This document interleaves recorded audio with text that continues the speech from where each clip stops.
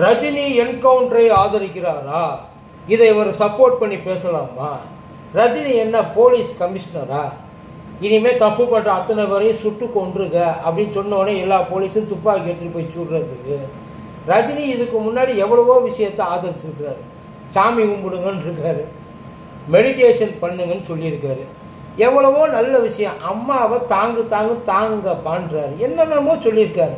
அது எல்லாத்தையும் அப்படியே பின்னாடியேவா ஃபாலோ பண்ணுறாங்க.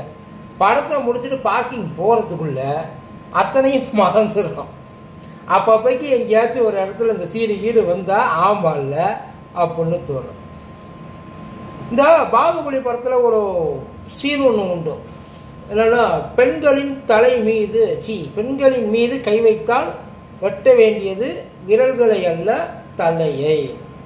இந்த டயலாகு தமிழ்நாட்டில் மட்டும் இல்லை, தெலுங்கில் மட்டும் இல்லை, கேரளாவில் இல்லை, டப்பனப்பட்ட எல்லா மொழியிலையும் பயங்கரமாக ஹிட்டான ஒரு டயலாக்னா அது இந்த டயலாக் தான்.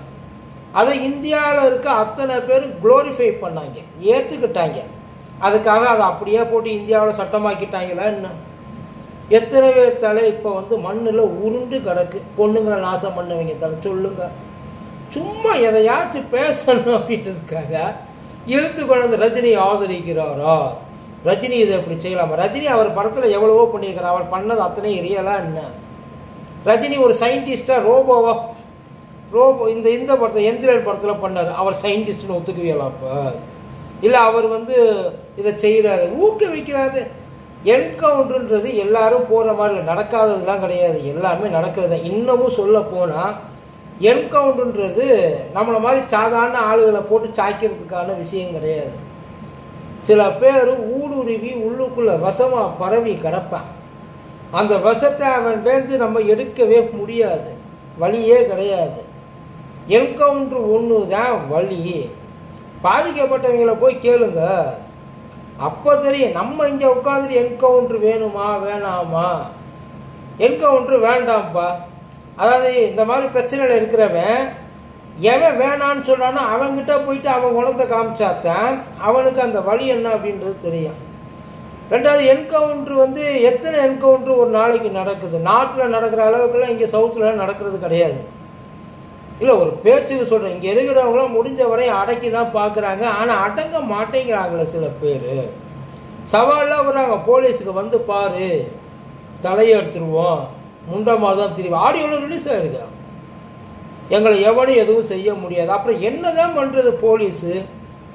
சொல்லுங்களேன். ஏதாவது தாயத்தை வாங்கி கட்டி விட்டு திருத்தத்துக்கு வழியை செய்வோமா?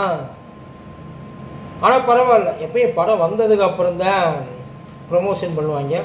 முறையாக டீசருக்கே பயங்கர ப்ரமோஷன் ஆயிடுச்சு. ரஜினி பேசுகிற டைலாகில் அதாவது திருந்ததுக்கான ஒரு வாய்ப்பு, ஒரு பயம் வேணும்ல. அந்த பயம் உள்ளுக்குள்ளே இருக்கணும்ல. அப்படி உள்ளுக்குள்ளே இருந்தால் தானே யோசிக்கணும்.